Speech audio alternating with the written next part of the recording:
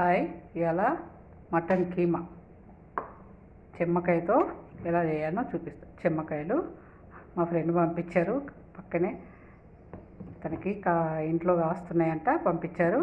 అందుకే ఫ్రెష్గా ఉంటుందని మీకు చేసి చూపిస్తున్నాను. కీమాలో ఒక స్పూన్ కారం, ఒక స్పూన్ ఉప్పు, అల్లం వెల్లిపాయ, పసుపు వేసి ఉడికించి పెట్టుకున్నా. అట్లా వాటర్ లేకుండా ఉడికించి పెట్టుకున్నా. చెమ్మకాయ ఇలా కట్ చేసి పెట్టుకొని ఉడికించి పెట్టుకున్నా. ఇప్పుడు మీకు ఎలా చేయాలో చూపిస్తాను. మూకిట్లో నూనె వేసాను చూడండి. దీంట్లో మనము ఇప్పుడు పచ్చిమిరపకాయలు, పత్తాకు, సాజీరా, కరివేపాకు,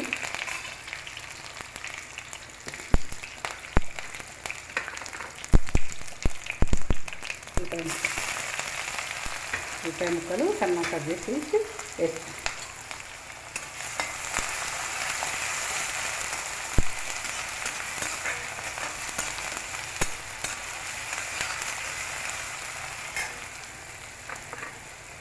దీంట్లో మనము పసుపు,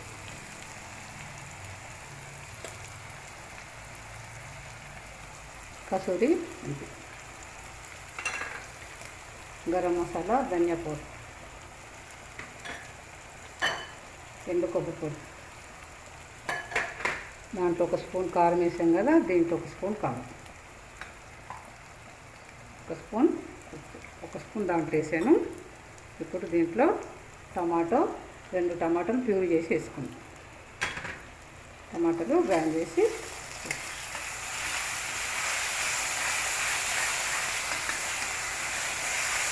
కొద్దిగా ఫ్రై అయినాక చెమ్మకాయ ముక్కలు వేద్దాం. చెమ్మకాయ కీమా చిన్నప్పుడు మా అమ్మగారు చాలా చేసి పెట్టేవారు. ఎప్పుడు చాలా టేస్టీగా ఉంటుంది.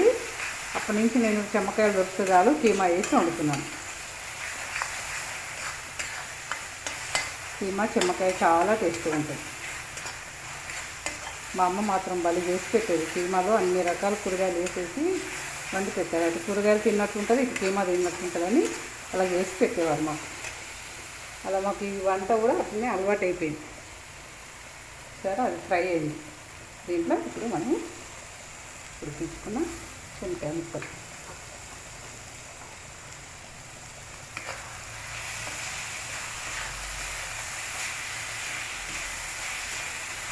కొద్దిగా ఫ్రై అయినాక తిని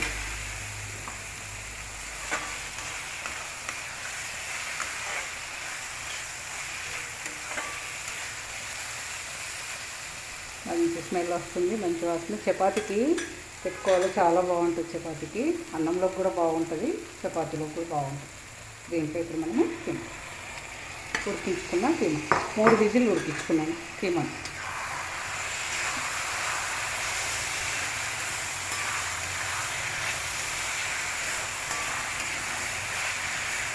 దీంట్లో గరం మసాలా, కొబ్బరి పొడి అన్నీ పడ్డాయి కనుక ఒక 10 నిమిషాలు ఫ్రై అవుతాయి. ఇంకా పొడి అయిపోయాక కొద్దిగా కొత్తిమీర వేసుకొని తీసేస్తే సరిపోతుంది.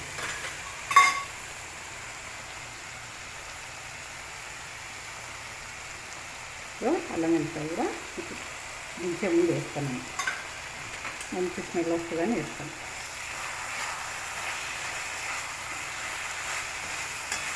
ఆల్రెడీ కీమాలో వేసి ఉడికించాను కదా, అంతే దించి వేస్తాను.